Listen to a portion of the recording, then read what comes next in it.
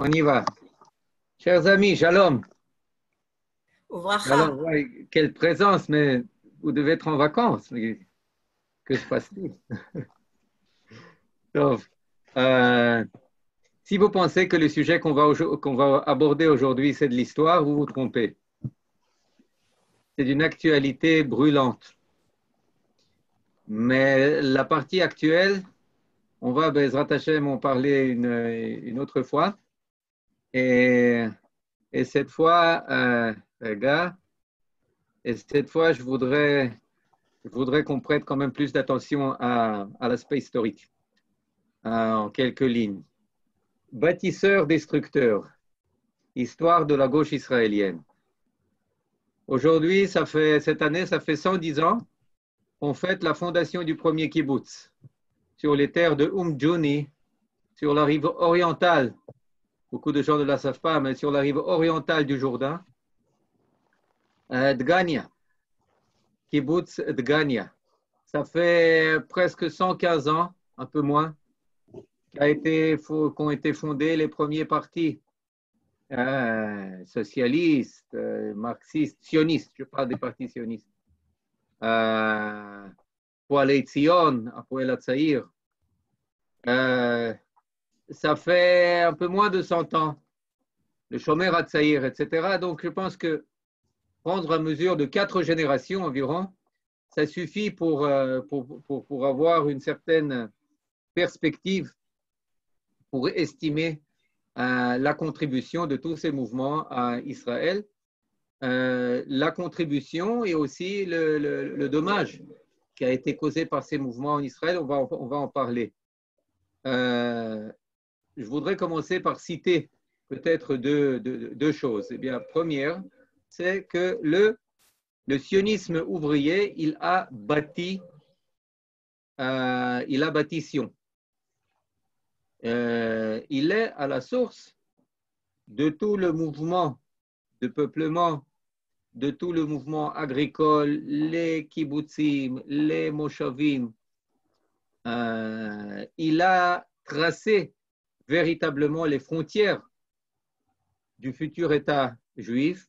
Comme on dit, là où passera le dernier sillon de la charrue juive, eh bien c'est là que va passer la frontière de l'État, du futur État. Mais ce n'est pas seulement ça, il a aussi défendu ses frontières. Il faut savoir que ceux qui étaient véritablement aux avant-postes, ceux qui étaient les chaloutsim, les pionniers dans la conquête et dans la défense, c'était les gens du Palmar. C'était les gens du Palmar, c'est eux qui ont consenti le plus de pertes, plus d'un cinquième des effectifs du Palmar, plus près de 1200 personnes de ces forces d'élite véritablement ont donné leur vie. Ils étaient, comme on appelle ça, le plateau d'argent sur lequel nous a été offerte la Medina Yehudim. 10 sur 13 commandants de Tzahal dans les fins des années 40, eh bien, c'était des gens du Palmar.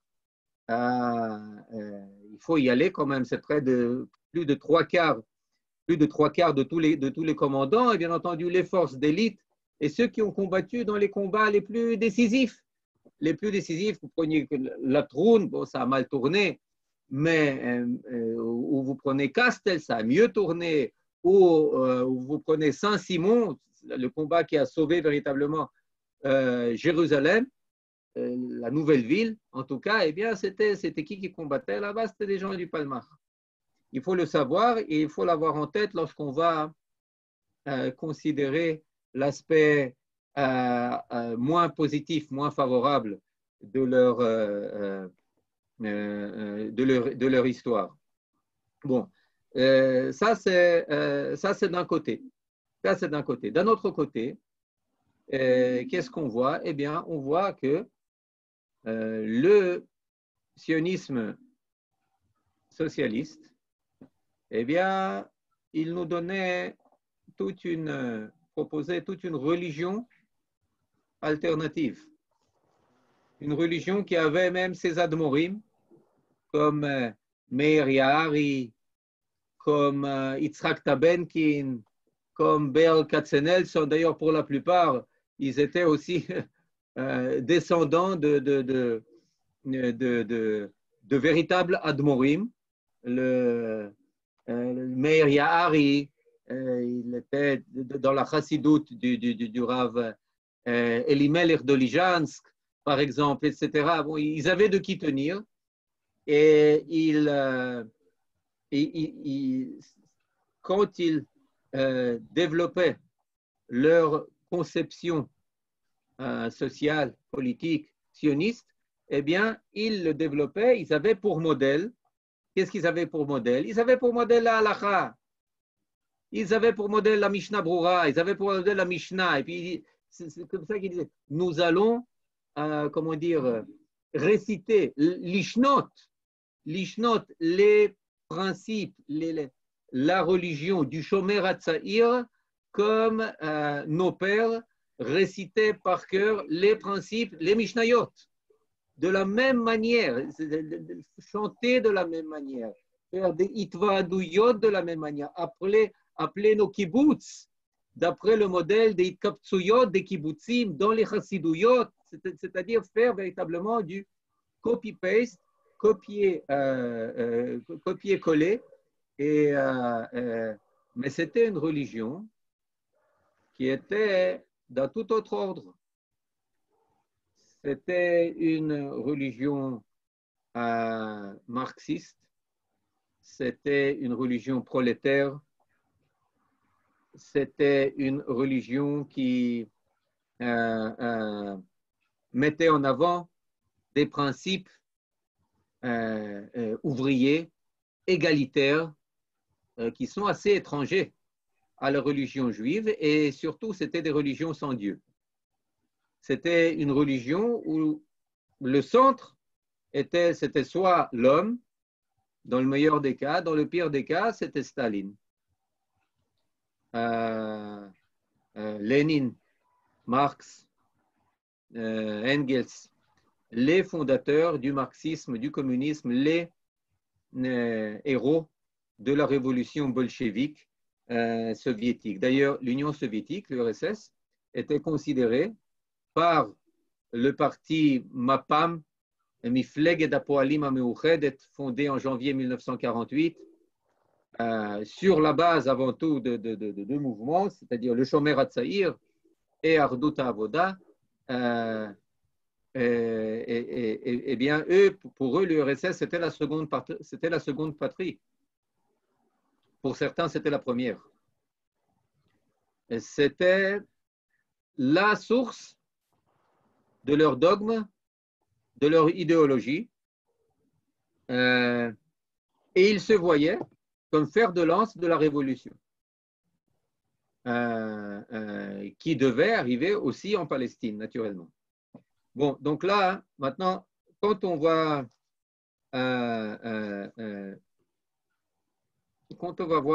voir cela, je pense qu'il faut faire la part des choses. L'histoire qu'on a l'habitude d'entendre parle le plus souvent de l'aspect héroïque, de l'aspect glorieux du sionisme socialiste, et occulte la plupart du temps l'aspect, comment l'appeler, l'aspect moins attrayant de ce mouvement. Et c'est avant tout cet aspect que je voudrais éclairer dans cette rencontre, mais sans pour autant reléguer complètement l'aspect favorable, parce qu'il me semble que ce serait chose trop facile, et le défi de notre temps, c'est d'appréhender notre époque et notre retour dans toute sa complexité. La Gemara, quand elle dit que Emet Nehederet, que la vérité, elle est absente à l'époque messianique, eh bien immédiatement elle continue, elle emboîte le pas en disant Aemet Naaset Adarim Adarim. cette vérité se disperse en petits troupeaux, un petit peu par-ci, un petit peu par-là. C'est-à-dire qu'on doit la chercher partout où elle se trouve.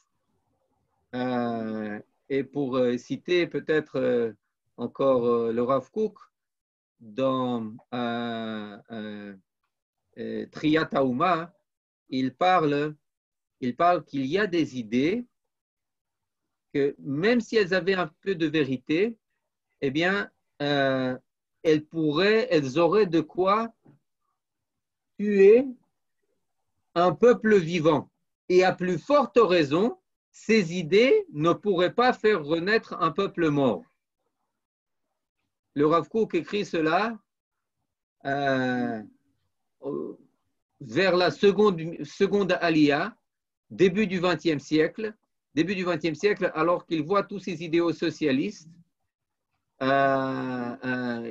qui, encore une fois, ne peuvent. C'est pas seulement qu'ils ne peuvent pas faire revivre un peuple mort, c'est pas seulement qu'ils peuvent faire abattre un peuple vivant.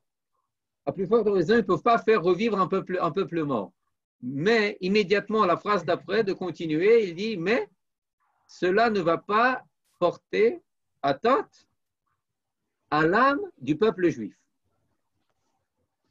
Cela ne va pas porter atteinte à l'âme du peuple juif. Donc, à plus forte raison, on doit essayer de voir les deux aspects, tant négatifs que positifs, du mouvement socialiste, du mouvement même marxiste israélien, pour véritablement comprendre toute l'aventure formidable de notre retour sur notre terre. Je voudrais parler de cela en essayant d'éclaircir, de mettre, le projecteur sur quelques événements, sur deux événements, et sur quelques personnalités. Le premier événement dont je voudrais parler, c'est l'événement qu'on appelle Mered HaGeneralim, le soulèvement ou la révolte des généraux. Il y a beaucoup de révoltes de généraux. On parle de la révolte des généraux de 67. Je parle de la véritable révolte des généraux de 1948, en pleine guerre d'indépendance.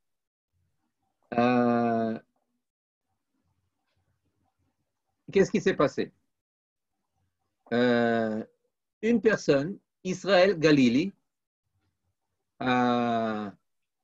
qui était membre du Palmach, officier du Palmach, il occupait la position, la veille de l'indépendance, d'un poste qui n'existe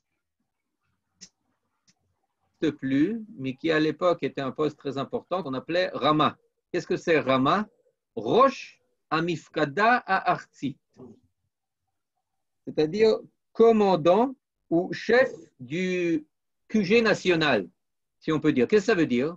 Eh bien, ça veut dire une chose très simple. C'est-à-dire, il y a le commandant en chef, et puis en dessous, en apparence, il y a le Rama, le commandant du QG national, qui fait le lien entre ce commandant en chef et le QG du Palmach et les officiers du Palmach. Il faut savoir, encore une fois, les officiers du Palmach, c'est l'écrasante majorité des officiers de Tzal. Il y a un QG, un quartier général du Palmach qui fonctionne. Il y a une formation spéciale du Palmach. Il y a un serment spécial du Palmach. Il y a des endoctrinements, une idéologie, des journaux spéciaux du Palmach. Il y a toute une discipline spéciale, c'est un monde à part. Et donc, c'est lui qui fait le lien, Israël Galili, qui fait le lien. Maintenant, qu'est-ce qui se passe? En 47-48, eh bien, vu que le commandant en chef formel, officiel de Tzahal, Yaakov Dori, il est très malade, donc c'est à peine s'il exerce ses fonctions, et celui qui doit le remplacer, Yigael Yadin, eh bien, il vient juste d'entrer en fonction, d'ailleurs lui aussi c'est une personne du Palmach, eh bien, celui qui est de fait le commandant général de l'armée d'Israël nouvellement créée, c'est Israël Galili. C'est Israël Galili. Maintenant, 11 jours exactement avant la déclaration d'indépendance, David Ben Gurion écrit une lettre à Israël Galili que ce dernier reçoit au QG, où il lui dit: Israël, cher Israël, tu es licencié, tu es démis de ton poste. Pourquoi est-ce que tu es démis de ton poste? Quelle est la crainte du Mapai et de Ben Gurion de Israël Galili? On va le voir. On va le voir. Mais en attendant, je te donne voilà la lettre ta lettre de licenciement. OK, top. S'il pensait que ça allait marcher, eh bien, quelques heures après, le même jour, 5 généraux, avec à leur tête Yigal Yadin, soumettent à David Ben Gurion un ultimatum et ils lui disent: écoute, tu as exactement 12 heures pour rappeler Galili et pour lui redonner tous ses galons, sinon on démissionne. 11 jours avant l'attaque anticipée de toutes les armées arabes. Égypte, Syrie, Irak, Jordanie et compagnie. Donc, maintenant, Ben Gurion, il est forcé de faire marche arrière. Il ne peut pas se passer des commandants du Palmar. Le Palmar, c'est le fer de lance de l'armée. Le Palmar, c'est celui qui vient de sauver Jérusalem. C'est celui qui vient d'ouvrir la route de Jérusalem, vient de sauver Jérusalem et qui est en train de combattre, de tenir le front et qui a véritablement été à la source de notre victoire sur ce qu'on appelle l'armée du salut arabe et les irréguliers arabes provenant des différents villages et villes de Eretz Israël. Sans Palmar, cela ne va pas marcher. Bon, passe la guerre, Ben Gurion fait marche arrière, on continue, et puis arrive le premier cessez-le-feu. Premier cessez-le-feu, c'est juin 1948. Juin 1948, quelques jours après l'entrée en vigueur du cessez-le-feu, eh bien, c'est l'histoire du l'Altalena. Quel est l'Altalena? Vous vous rappelez, naturellement, oui, le grand navire avec plus de 1000 Olim Khadashim, avec une quantité énorme d'armement et de munitions, qui est affrété par le Irgun Tzvaï Leumi Etzel de Menachem Begin, et on connaissez l'histoire, il est pour finir mitraillé, il est bombardé, d'abord à Kfar Vitkin et ensuite à Tel Aviv. Maintenant, qui est-ce qui le bombarde? Qui est-ce qui active le canon qui fait couler l'Altalena? Celui qui donne ordre, bien entendu, on sait, c'est David Ben Gurion. Mais quels sont ces soldats, ces phalanges, si on peut dire, qui ne pensent même pas à refuser l'ordre, mais qui sont décrits comme éprouvant une joie véritable à tirer sur le Altalena. Quels sont ces soldats? Eh bien, c'est les soldats du Palmar.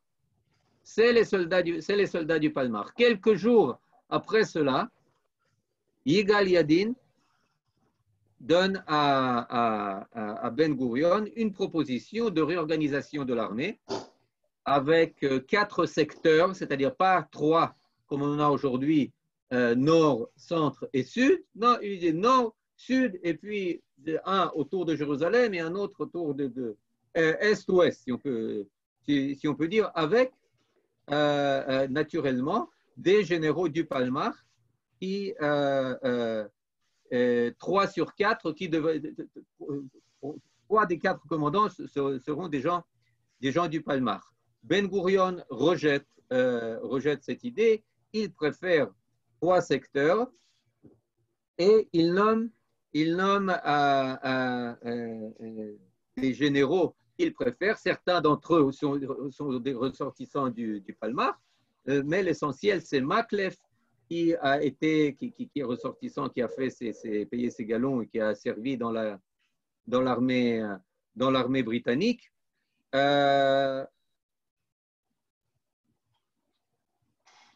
Parce qu'il leur fait plus confiance. Immédiatement après, démission de Yigal Yadin, et avec lui démissionnent 4 généraux. Quand cela se passe 8 jours avant la fin du premier cessez-le-feu. C'est-à-dire les combats doivent reprendre et l'armée israélienne se trouve complètement dénuée de ses commandants. Donc, une commission est nommée. La commission, une commission gouvernementale, propose de faire revenir Galili au poste de véritable commandant en chef et de limiter les compétences de David Ben Gurion en tant que ministre de la Défense. Bon. Quelques jours après, 2 jours cette fois avant la fin du cessez-le-feu, c'est le tour de David Ben Gurion de démissionner. Et quand on apprend notre histoire, quand on apprend la guerre d'indépendance, eh bien, on apprend avant tout les combats. Là, on a gagné, là, on a gagné, là, on a pris, là, on a bien tenu, là, on a perdu, etc., etc. Mais on ne voit pas l'image, le tableau de l'intérieur, qui est un tableau de véritable veille de guerre civile, de guerre fratricide, où le commandant en chef démissionne et ensuite c'est le Premier ministre qui démissionne, ministre de la Défense, etc., etc. Pour finir, la commission gouvernementale donne marche arrière et c'est Galili qui démissionne.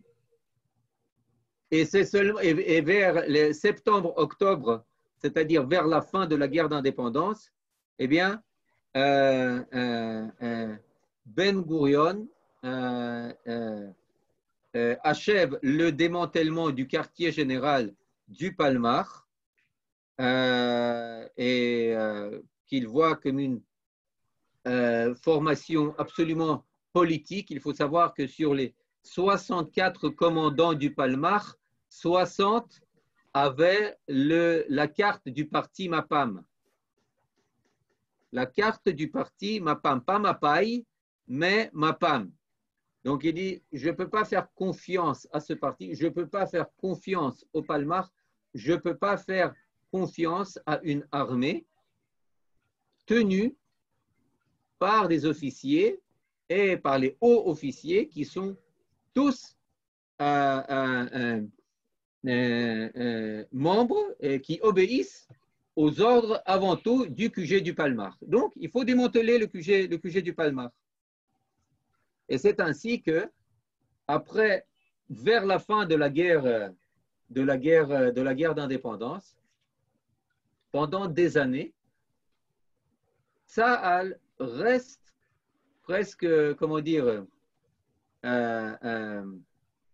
sans son commandement, et c'est seulement en 1953, avec la formation de l'unité 101, Ariel Sharon, Meir Artzion, etc., que Tsahal commence à reprendre du poil de la bête, commence à re-remplir ses effectifs, à rebâtir ses forces d'élite et pouvoir tenir tête aux provocations et aux actes terroristes à nos frontières. Ce n'est pas pour rien écrit l'historien Uri Milstein, que quand il dit que quand il a interviewé Ben Gurion, eh bien Ben Gurion a dit que Arik Sharon, c'était le plus grand officier de Tzahal.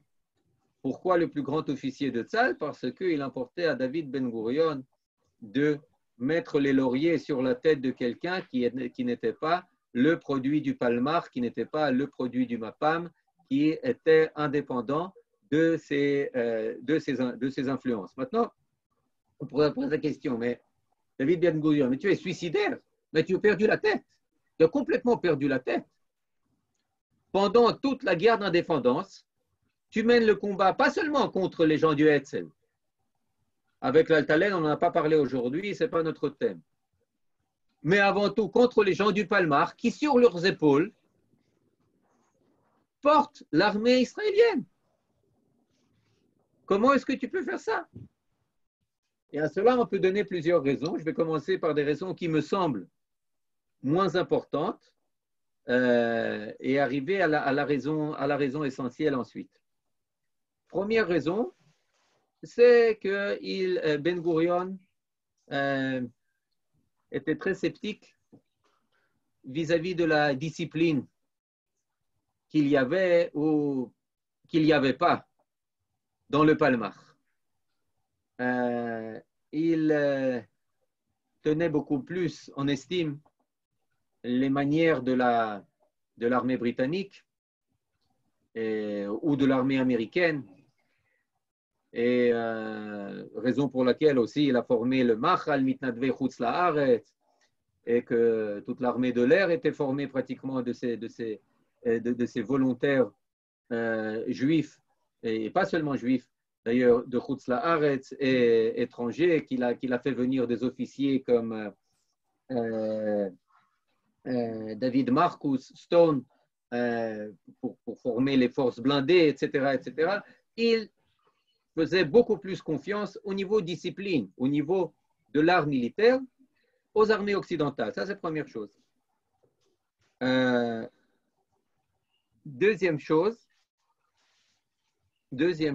et c'est la chose essentielle, c'est que le Mapai et Ben Gurion voyaient, à juste titre, dans le Palmar, dans le Mapam, dont était formé tout le Palmar, et énormément de kibbutzim, il y voyait des personnes qui étaient loyaux et fidèles avant tout à l'Union soviétique.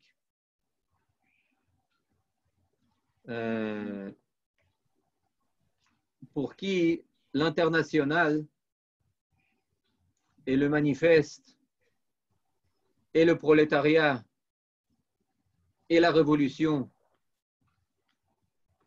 et Staline, c'était le cœur, incarnait le cœur de leur idéologie. Et je voudrais donner quelques exemples, et là on passe au deuxième événement. Moshe Sne. Moshe Sne, une des figures clés de la gauche israélienne, d'abord de la gauche pas extrême, et ensuite il va passer au Parti communiste. Au Parti communiste, on ne va pas en parler aujourd'hui. Il n'est pas si important qu'on pourrait le croire. Mais Moshe Sne, qui est cette figure clé de la gauche marxiste pro-soviétique, vient s'adresser à Eliezer Livne, futur député du parti Mapai, de la partie activiste du Mapai. Et il lui dit la chose suivante.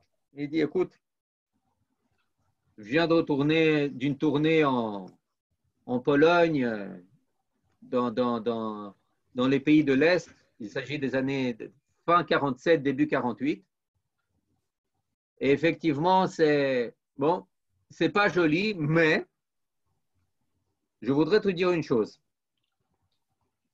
la Grande-Bretagne et les États-Unis se retirent du Moyen et du Proche-Orient.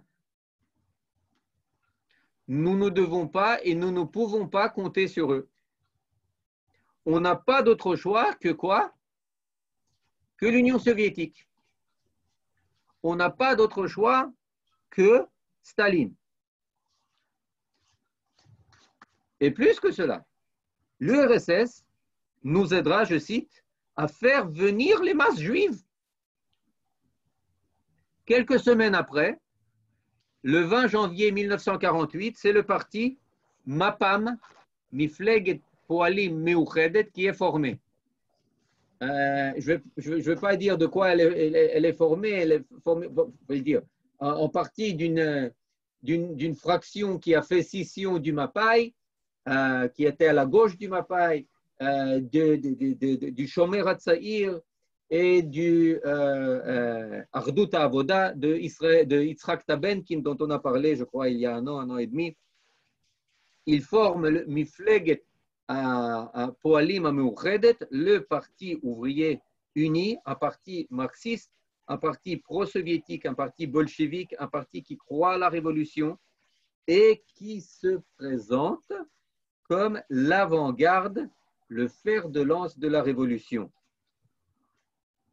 Et c'est pour ça qu'il se doit d'occuper les premières positions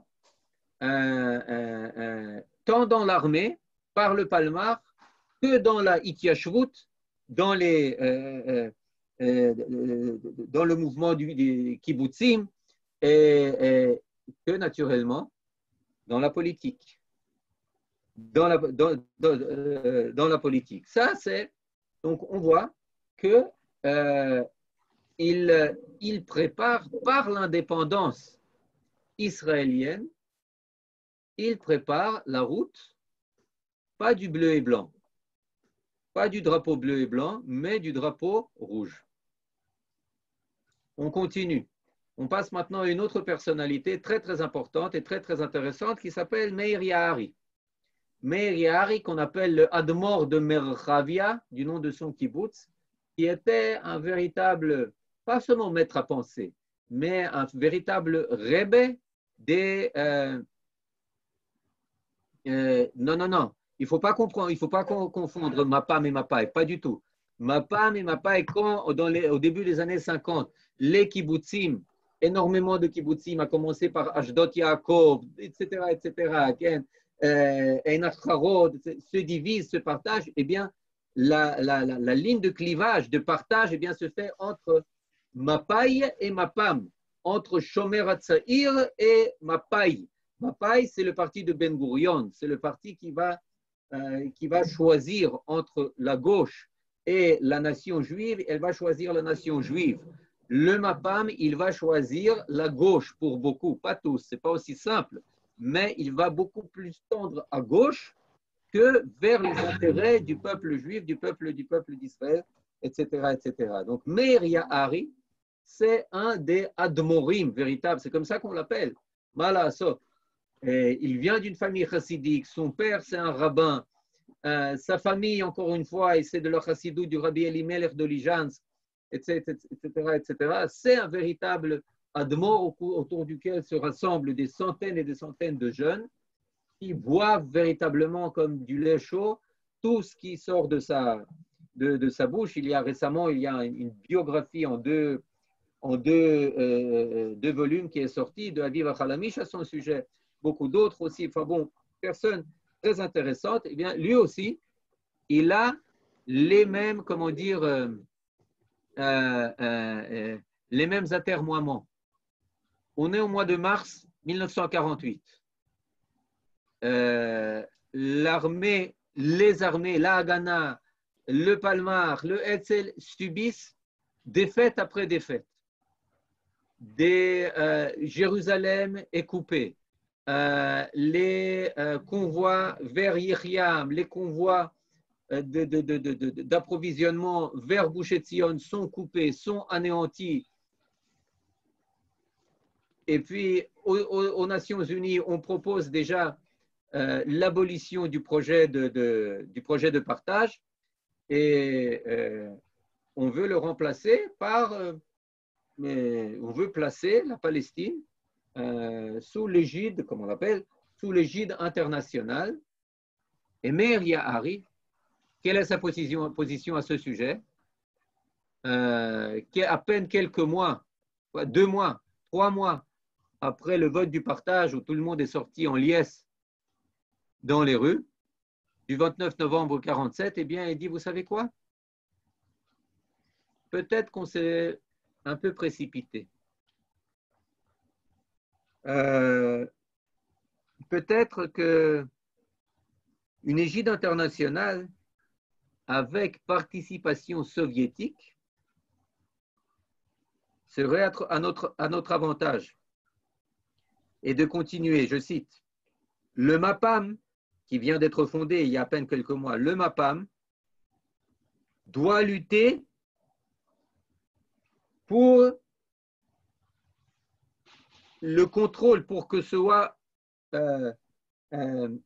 comment dire, fait un contrôle international avec l'Union soviétique comme acteur essentiel sur Eretz Israël. Pourquoi? Pour que les habitants d'Eretz Israël ne soient pas à la merci de l'Occident, des États-Unis et des Britanniques.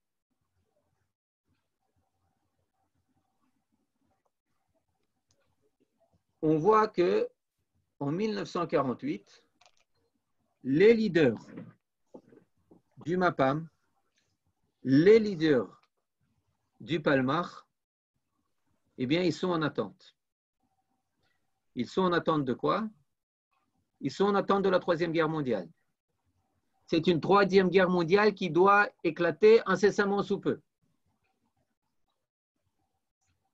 Et dans cette guerre, on doit être du côté des forces révolutionnaires. Notre guerre d'indépendance, c'est avant tout une guerre anti-impérialiste.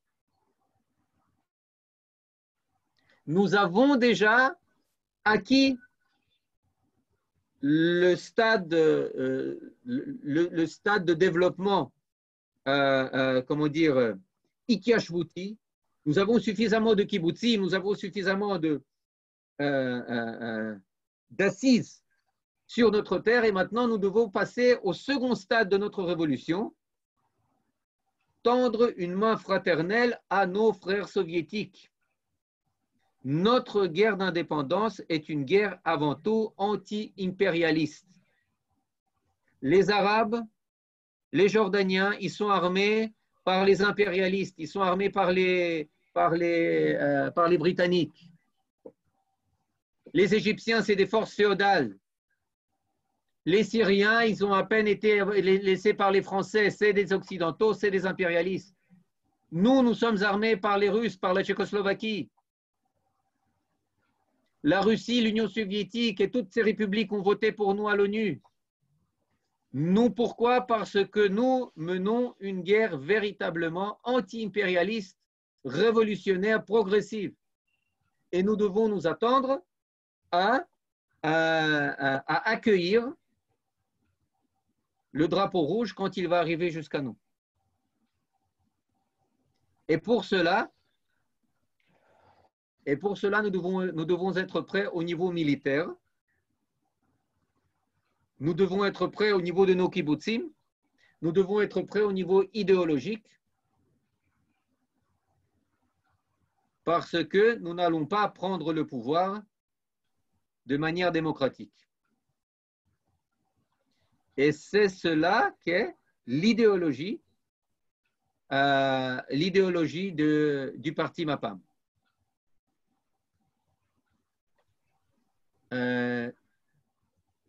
Véritable fer de lance de la révolution. Maintenant, chose intéressante, quand est-ce que cela se passe? Cela se passe alors qu'en Union soviétique, eh bien, vous avez déjà, Mikhoel a déjà été assassiné.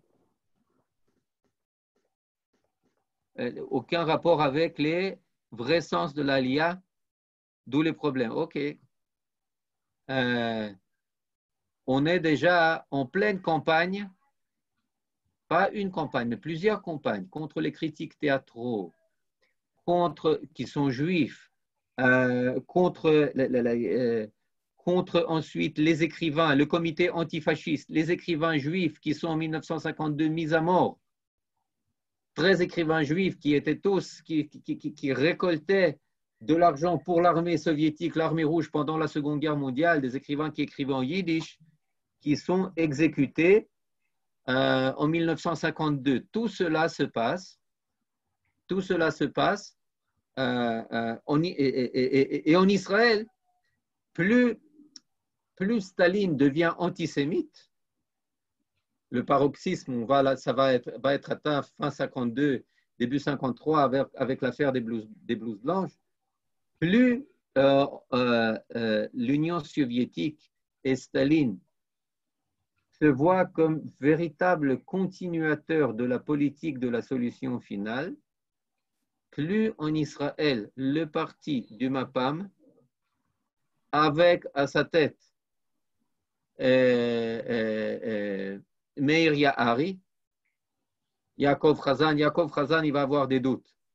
Mais Meir Ya'ari, jusqu'en dans les années 70, il va avoir aucun doute. Eh bien, il se crispe, il se dogmatise encore plus autour de l'idéologie marxiste, de la lutte des classes, de la Troisième Guerre mondiale, où nous devons être du côté des forces progressives de la gauche bolchevique soviétique. J'ai vu qu'il y avait quelques questions. Donc là, pour Dgania, pourquoi licencier Galil? Très bien, c'est exactement cela. Pourquoi licencier Galil? Et toute la deuxième partie de ce que j'ai dit, c'était pour répondre véritablement à cette question. Ben Gurion voyait, à juste titre, dans le parti MAPAM et dans son fer de lance militaire, une menace au jeune État juif. Il voyait ces forces comme plus que suspectes de double allégeance. Double allégeance avec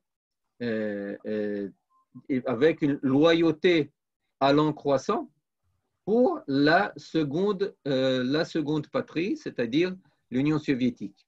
En rapport avec les Anglais, je confonds MAPAM. Non, il ne faut pas confondre MAPAM et MAPAI. D'ailleurs, il faut savoir que le MAPAM a refusé, a boycotté après les premières élections de 1949, où il a reçu 19 députés à la Knesset. Il ne voulait en aucun cas rentrer dans la coalition de Ben Gurion. Pourquoi? Parce que Ben Gurion était, à leurs yeux, le traître avec un grand T, avec un T majuscule. Pourquoi? Parce qu'il a fait très vite le choix avec la guerre du Corée. Il a fait le choix de l'Occident, il a fait le choix des États-Unis, il a fait le choix de l'OTAN. Il a envoyé, vous savez, il y a une blague qui raconte des Juifs qui viennent voir le ministre des Affaires étrangères, Moshe Charet. Ils viennent le voir en 1950, c'est la guerre de Corée. Et puis, bon, il y en a un qui dit, écoute, Moshe Charet, donne-moi $5,000, je veux me porter volontaire dans les forces révolutionnaires pour défendre le communisme en Corée, etc. etc. OK, donc, Immédiatement après arrive une autre personne qui n'est pas du MAPAI, qui n'est pas du Shomer HaTzaïr, qui dit, écoute, Moshe Charet, donne-moi $5,000, je veux me porter volontaire dans l'armée américaine, dans l'armée de défense de la Corée libre, contre l'empiètement et contre l'occupation communiste, etc. Et Moshe Charet dit, écoutez, pourquoi dépenser $10,000? Peut-être que vous allez les cases, comme on dit en français, c'est-à-dire que toi, tu vas pas partir, toi, tu vas pas partir, on va économiser 10 000 dollars. Mais cela dit, lorsque Israël décide d'envoyer des médicaments, déjà à l'époque, des médicaments pour défendre la Corée de l'occupation bolchevique, etc., eh bien, c'est une cassure. C'est la cassure avec le MAPAM, c'est la cassure dans les kibbutzim, on va en parler une autre fois, et puis euh, c'est la cassure entre ce qu'on pourrait l'appeler la gauche sioniste et la gauche qui est avant tout marxiste de la politique israélienne. Aucun rapport avec le vrai sens de la Aliyah, d'où les problèmes, pardon. Ok, entre-temps, j'ai compris. Donc là, je voudrais essayer, peut-être avant de passer aux questions, je vais essayer de résumer, les traits essentiels de ce qui s'est passé, qui sont des traits qui sont encore très actuels. Et de la gauche israélienne. D'un côté, il y a un idéalisme outrancier. Il y a un idéalisme qui va jusqu'au dogmatisme qui est extrême, mais auquel on doit des centaines de kibbutzim, des milliers de soldats, de membres de forces d'élite, auxquels on doit des routes et des chemins qui ont été tracés dans des conditions les plus difficiles et auxquels on doit véritablement tous les acquis de la seconde et la troisième aliyah. La seconde et la troisième aliyah, qui sont les aliyot lors de laquelle ces personnes sont arrivées. Yahar, il est arrivé pendant la troisième aliyah, Ben Gurion, etc. D'autres sont arrivés avant. Shomer HaTzaïr, c'est surtout après la troisième aliyah. Tous avaient pour idéal Aaron David Gordon, qui était venu avant, pendant la seconde aliyah, avant la Première Guerre mondiale. Donc, d'un côté, c'est un idéalisme auquel on doit beaucoup. D'un autre côté, c'est un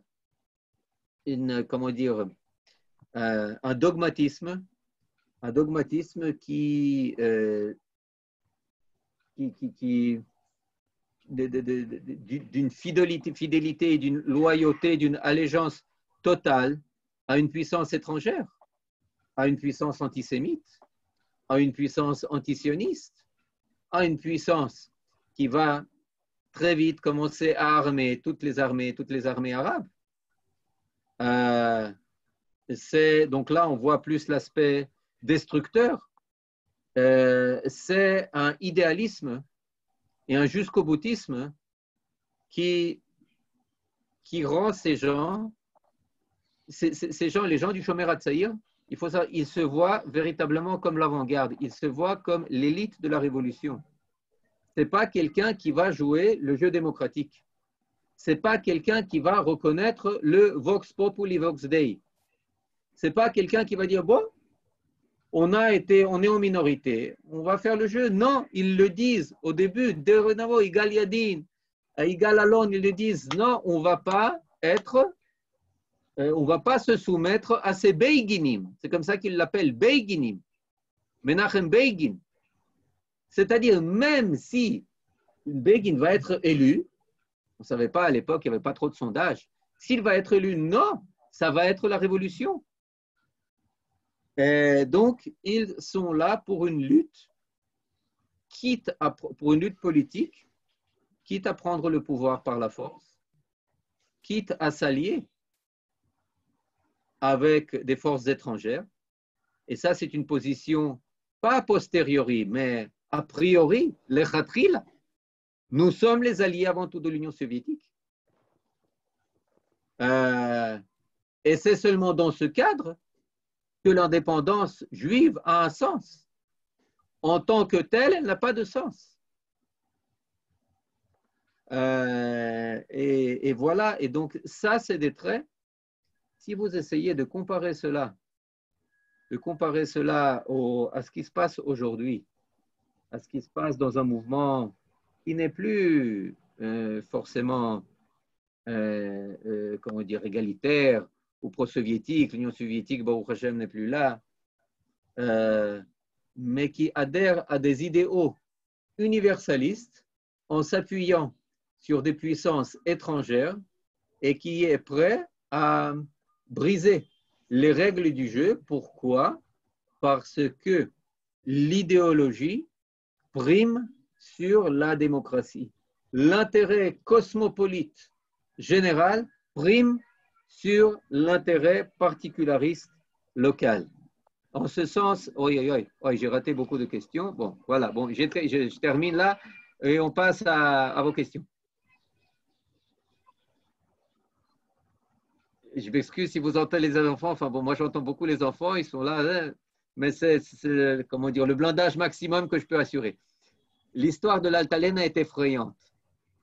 Les soldats qui ne refusent pas un ordre justifie les navis, qui eux aussi ne faisaient que respecter, les nazis, j'imagine, qui aussi ne faisaient que respecter les ordres. L'histoire de l'Altalena est effrayante parce que les soldats qui ne refusent pas un ordre justifie les nazis, qui eux aussi ne faisait que respecter les ordres.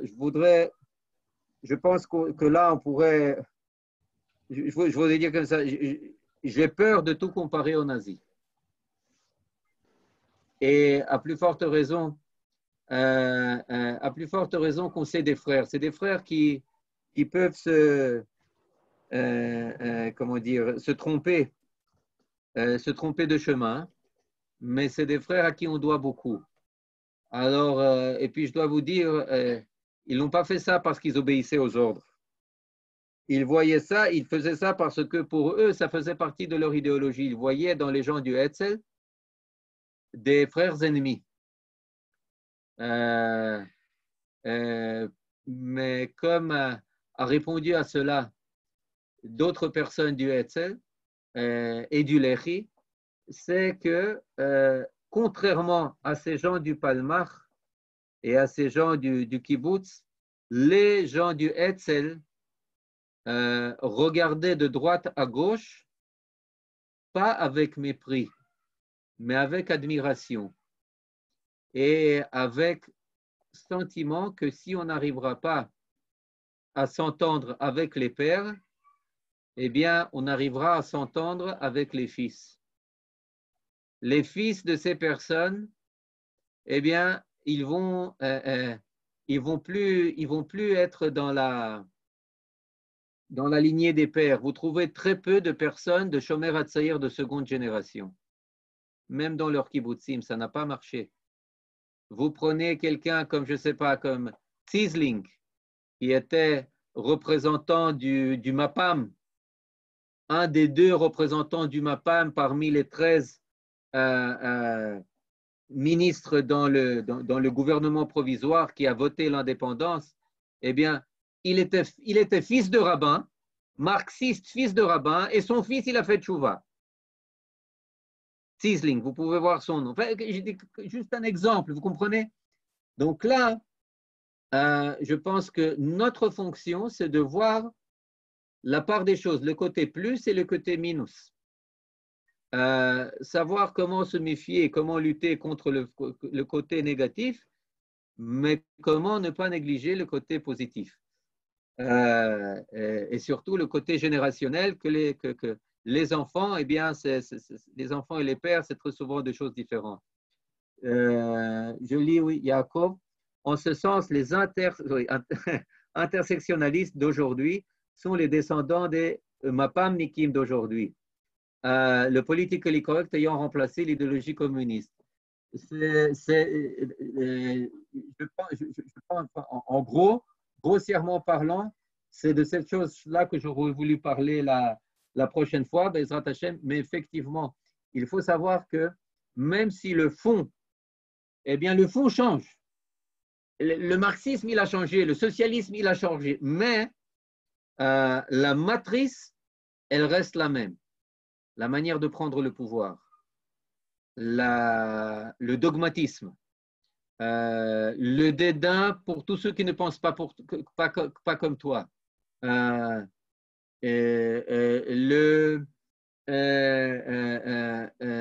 sentiment d'être l'avant-garde du monde éclairé véritablement de la révolution, comme le disent que il y a une femme qui a écrit sur le, j'ai oublié son nom, sur le Shomer Hatzaïr. Le titre du livre, c'était Nous étions les enfants du demain. J'appartiens au futur. Vous comprenez? J'appartiens au futur. Tous ceux qui ne sont pas avec moi, c'est des réactionnaires. C'est des gens des gens qui n'ont pas de droit de vote. Et les drapeaux noirs, le rejet des séfarades s'explique. Là, on va y arriver. Mais lorsque vous lisez Amos Oz dans un article, bon, ça, j'anticipe un peu, dans un article qu'il a publié nulle part ailleurs qu'au New York Times, il a dit, mais pourquoi ça n'a pas marché? Pourquoi est-ce que Israël n'est pas devenu véritablement un pays ouvrier, travailliste, égalitaire, idéal? Qu'est-ce qui a fait foirer cela? Amizrahim. Amizrahim. C'est Alia, c'est traditionnaliste qui arrivent là, avec leur, etc. Vous comprenez? Mais ça, on va le voir. Ça, je voudrais en parler la prochaine fois parce que c'est aussi très intéressant ce qui s'est passé dans les années 50, 60, 70. Comment ça a continué? Il faut savoir qu'un des héros de ce mouvement, il s'appelle Dov Yirmiya. Dov Yirmiya, le fondateur du kibbutz Eilon, qui était, eh bien, il est né en 1914, il est décédé en 2016. Faites le calcul. C'est quelqu'un qui est le père de tous les objecteurs de conscience, etc., jusqu'à l'âge de 100 ans. Xaverim. Il était alouf, il était colonel, et puis c'était une personne du MAPAM. Vous comprenez? Mais c'est de prendre des personnes et regarder leur cursus. Les drapeaux noirs, pourriez-vous dire quelques mots sur Marcus Klinberg? Oui, il y avait aussi, sur lui, je dois reprendre, mais il y avait même pas, bien avant lui, des gens du MAPAM, Bar, il s'appelle, et d'autres qui ont été, dans les années 50, arrêtés pour espionnage. Pourrait-on, s'il te plaît, comparer avec l'idéologie de la gauche d'aujourd'hui? Ouais, je viens de le faire, mais l'essentiel, c'est-à-dire les traits que je parlais, les traits essentiels, c'est ce dogmatisme. Et puis, je voudrais rajouter une chose, on parle en Sciences Po de deux sortes de communautés. Il y a une communauté idéologique et il y a une communauté nationale d'ordre familial. Maintenant, la communauté idéologique, elle est absolument intolérante. C'est-à-dire, du moment que tu ne penses pas comme moi, tu deviens mon ennemi. Tu deviens un réfractaire, un iconoclaste. Maintenant, la communauté nationale, c'est une communauté beaucoup plus tolérante pour la simple raison que tu es mon frère, même si tu te trompes. Que tu sois à gauche, à droite, au centre, etc., on est avant tout membre de la même famille.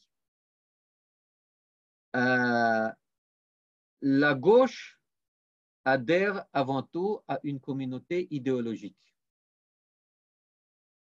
Les forces du progrès, c'est ce qui nous fait frères.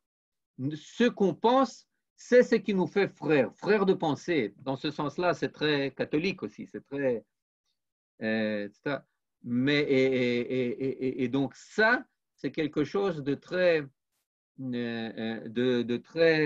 propre à la gauche. Pour la gauche, il faut le savoir, le nationalisme, c'est quelque chose d'incompris, c'est une anomalie jusqu'à ces jours, c'est une erreur de l'histoire. Et c'est pour ça qu'elle est très, très intolérante. vis-à-vis du peuple, vis-à-vis de la nation, vis-à-vis de ses, comment dire, vis-à-vis de ses symboles, vis-à-vis de son patrimoine. Gauche d'aujourd'hui, regarde, je pense que le phénomène de la gauche de l'après-guerre, 45-50, était assez proche en France que les Juifs aussi, bien chez ceux, chez les Juifs aussi bien chez ceux qui avaient connu l'affaire Dreyfus que chez ceux qui sortaient de la résistance jusqu'au procès des blouses blanches. Oui, ça, je connais moins, je dois l'admettre, je serais intéressé de l'entendre, mais effectivement, l'esprit révolutionnaire à l'époque, il était assez répandu. Seul Rabin a accepté de bombarder la Halte Hélène. Oui, effectivement, même dans le Palmach, il y avait des cas de refus, mais ceux qui tiraient, et ça, il y a beaucoup de récits à ce sujet, où effectivement, les gens se prenaient un plaisir à mitrailler les gens du Hetzel, alors que du côté de Hetzel, tant Begin que Meridor, que Eliyahu Lankins, qui était le commandant, et tous ont donné l'ordre, nous n'allons pas répondre, nous n'allons pas répondre. Voilà. Et par leur retenue, eh bien, tout simplement, ils ont sauvé le pays. Ils ont sauvé le pays. Voilà. Donc, on peut dire que la gauche a bâti le pays et la droite l'a sauvé. C'est vous qui direz ce qui est plus important. Anila Eder. Merci, Eliezer. Je vais permettre maintenant aux gens d'ouvrir leur micro. Une seconde.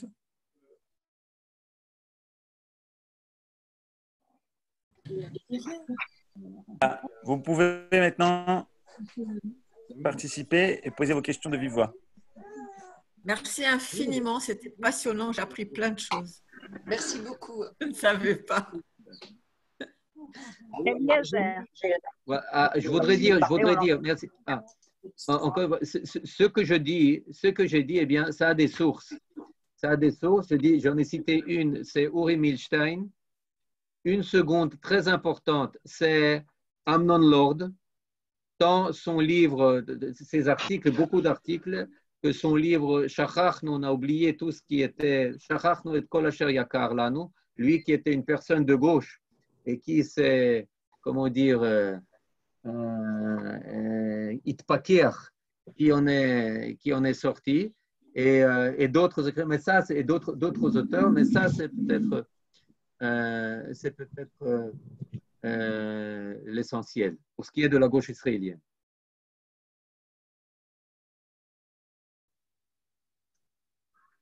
Oui, je vois que des personnes parlent, mais je n'entends pas.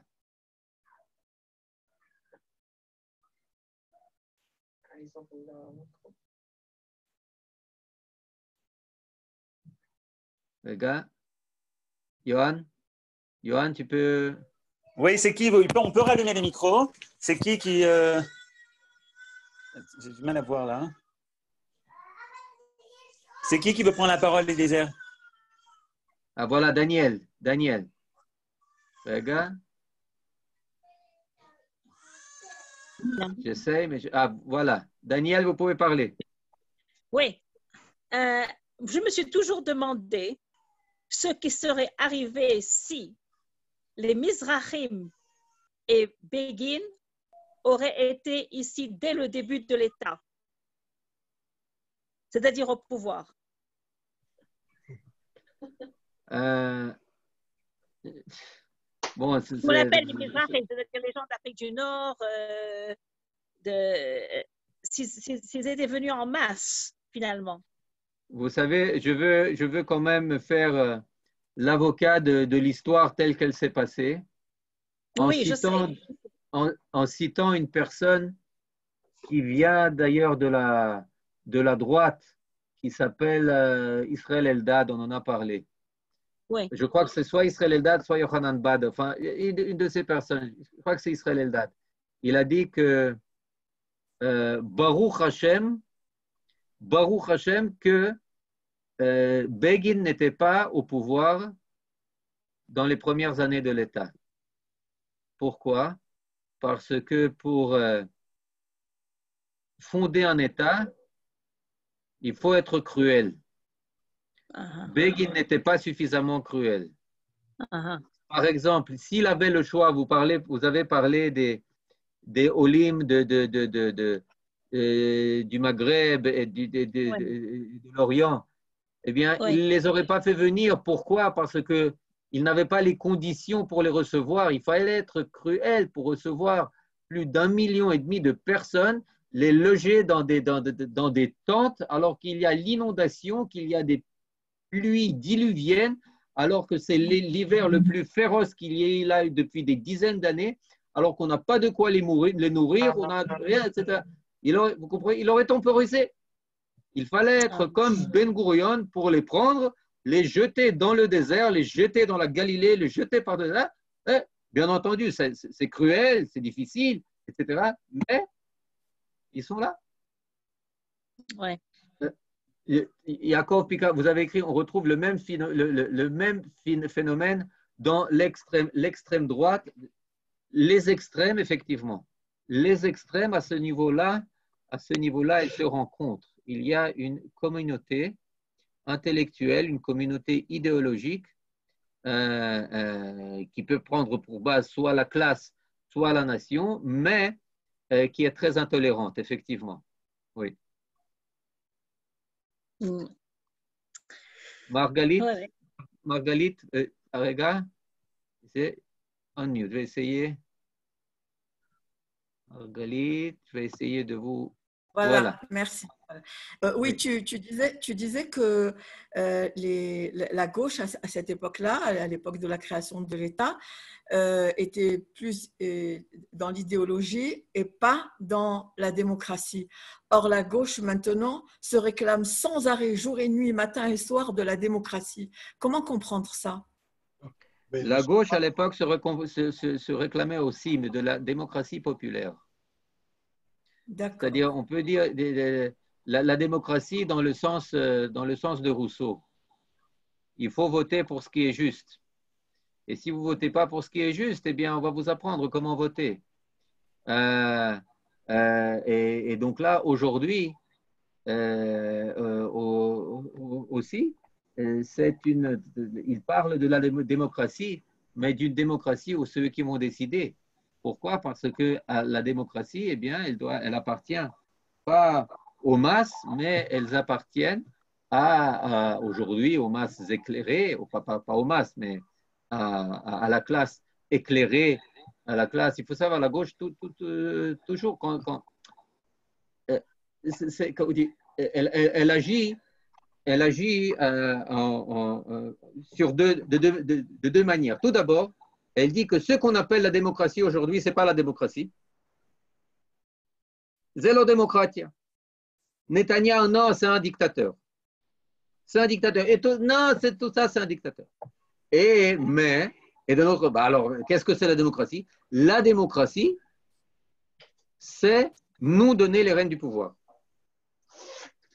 Nous savons véritablement ce qui est bien pour le peuple, ce qui est bien pour la nation, comment il faut faire partie du monde éclairé. C'est pas caricatural. Exactement ça. Et ça, il faut savoir, lorsque vous lisez les idéologues je ne sais pas, l'école de Francfort, Liechtenstein et Marcuse et Fromm, cette même idée. Vous retrouvez cette idée qu'il y a l'avant-garde qui doit bâtir, c'est-à-dire ici, comment est-ce qu'il présentait la population en Israël? Le sionisme ne va pas être bâti par la classe moyenne. Le sionisme va être bâti par la classe ouvrière uniquement. Tous les autres qu'ils suivent. Vous comprenez? Yitzhak Tabenkin, il voulait transformer tout l'État dans un méga kibbutz. Vous comprenez? C'est-à-dire, tant que vous n'êtes pas dans la classe bien pensante, votre opinion n'a pas de pertinence. Une dictature. N'a pas, pardon? Comme une dictature, finalement. Mais bien sûr. Oui. Comme on l'avait dans le temps, dictature du prolétariat. Oui, oui, oui, absolument. Absolument. On peut l'appeler Merci. dictature du prolétariat, on peut l'appeler démocratie populaire, oui, vous comprenez, c'est la République démocratique C'est juste un mot. allemande, la République. Voilà. Oui, oui, mais c'est ça, c'est-à-dire que les mots disent ce que je veux qu'ils disent, rien de plus. Pour préciser Aujourd'hui. le rôle d'Yitzhak Rabin dans l'épisode de l'Altalène, hein, il a commandé au canon qui a tiré sur l'Altalène et d'autres choses. Oui. Mais encore une fois, pour conclure, je voudrais conclure sur une note optimiste. J'imagine que c'est pas pour rien, c'est pas par erreur qu'Akadosh Baruch Hu, eh bien, a fait inclure, a joué de toutes ses forces tellement contradictoires pour faire naître le peuple juif. Et il faut savoir que quand on parle du Shomer HaTzaïr et quand on parle du Poalei Tzion, des Tzeirei Tzion, de Gordogne, de toutes ces personnes, eh bien, c'était ceux qui ont échappé véritablement à la déferlante marxiste, socialiste, dont on a parlé il y a un mois et demi, et qui a conquis complètement presque les masses juives jeunes de la zone de peuplement au début du XXe siècle. Vous comprenez? Donc ça, c'est des personnes qui ont encore échappé et qui ont réussi à combiner ce marxisme avec du sionisme, avec de l'amour de leur peuple, de leur terre, de leur langue, pour certains même de leur tradition. Lorsqu'on augmente un peu, comment dire, la résolution, et puis on voit des choses très intéressantes qui se passaient et que je ne peux pas inclure dans une présentation d'une heure et quart, d'une heure et demie, vous comprenez, c'est pas, mais il y avait des cas des recherches très, très profondes qui se produisaient dans tous ces mouvements. Donc, il faut voir aussi la partie positive. Ce sont des personnes qui ont été des rescapés des révolutions en Russie. Et ils sont venus ici parce qu'ils aimaient, peut-être pas de la manière dont on le voudrait, ils aimaient leur peuple, et puis ils venaient mettre ici en œuvre leurs idéaux socialistes, communistes. Baruch Hashem, on a su prendre la bonne partie de ce qu'ils amenaient, et j'espère qu'on saura et qu'on a su mettre de côté les éléments plus destructeurs de leur idéologie et de leur contribution. Mais en tous les cas, il faut garder une image double de ces mouvements. Voilà. Eliezer, tu as dit que, c'est Amos Oz qui a dit que les Mizrahim sont venus, ils ont tout chamboulé. Oui, mais ça, on va en parler, Bezrat Hashem, la prochaine fois, oui. Ah, d'accord. Non, mais je vais te dire une chose. C'est pas seulement lui qui a dit ça, beaucoup ont dit ça, mais lui, il l'a dit de la manière. Mais est-ce que c'est une des raisons pour lesquelles on s'est débarrassé d'enfants Mizrahim, Yéménites et d'Afrique du Nord? Non. Bon, ça, c'est un point très, très, très, très complexe. Qu'est-ce qui s'est passé? Il y a dans ce goût-là, il y a un mois, je crois, apparu un article très fort à ce sujet. Donc là, je pense pas que ça entre trop dans ce contexte. Je suppose que tu as vu le livre, tu as dû lire le livre Yaldi Alach Lehan. J'ai entendu parler, mais non, je l'ai pas lu, Ken. Mais c'est. Bon, je vais t'envoyer une photo de la couverture. C'est ça, c'est Simcha. Ok. Merci. Toda rabba, Eliezer. Toda, kol tour. Merci. Bye bye, kol tour, bonne soirée. Bonnes vacances. Bonnes vacances. Merci beaucoup. Les trottes. Les trottes.